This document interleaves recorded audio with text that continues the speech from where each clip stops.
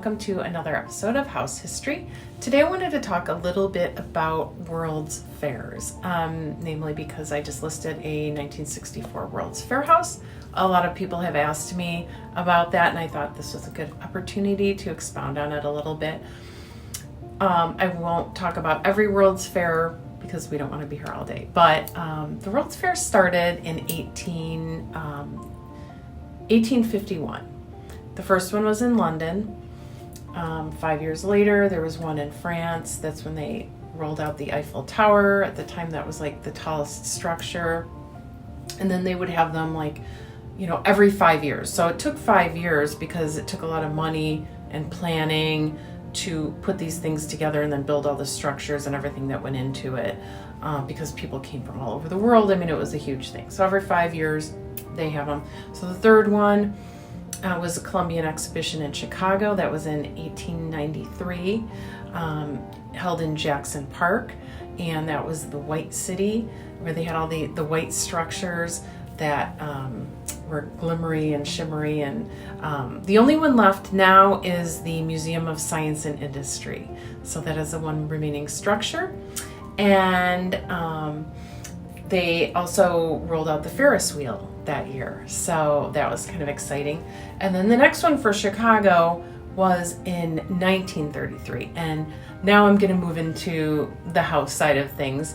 So in 1933, it was called the Century of Progress World's Fair, and they featured, all the World's Fairs basically featured all kinds of innovations. So it was like what was coming up, what was trending, what was going to be in the future. And it was in all areas. So you'd have cultural, science, architecture, industry, all these different things.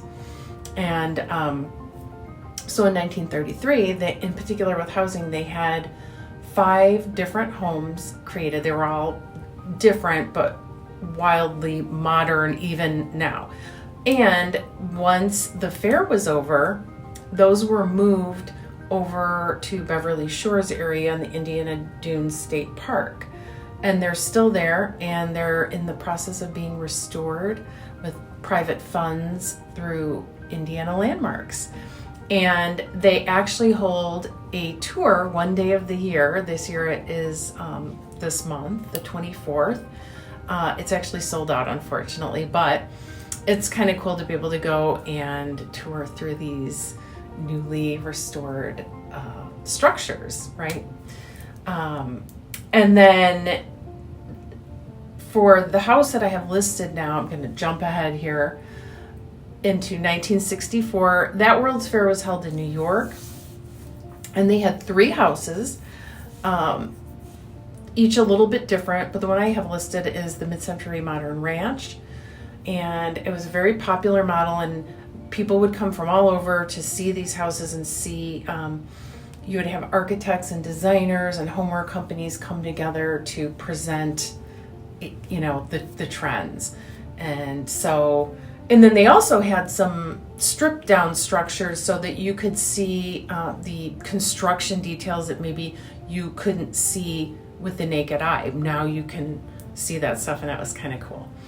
And so there were 3 houses in 1964, and they were called the House of Good Taste, and it was all about Formica that year. So Formica was everywhere, and that was the big thing of the future.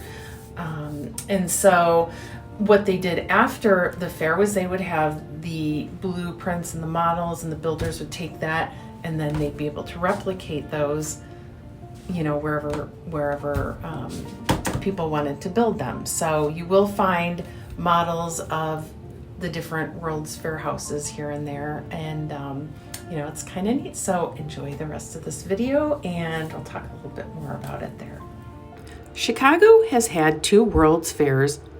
The first in 1893, known as the Columbian Exhibition, had a 6-month run and attracted 27 million visitors from around the world to Jackson Park. This fair was famous for reshaping the city and boosting Daniel Burnham and John Welborn Root to legendary status in the world of architecture. The Museum of Science and Industry represents the only major structure remaining of the White City. which took 3 years and $28 million in funds to build.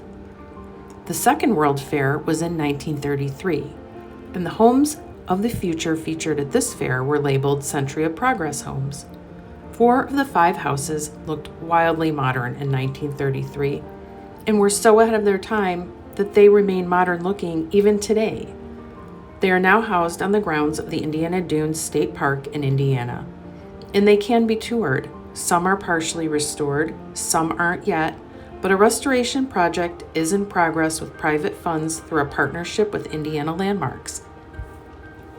Our countryside home was one of 3 featured at the New York World's Fair in 1964. It was labeled the House of Good Taste and featured the wonders of Formica. After the fair, the homes were mass-produced and made affordable for the average American family.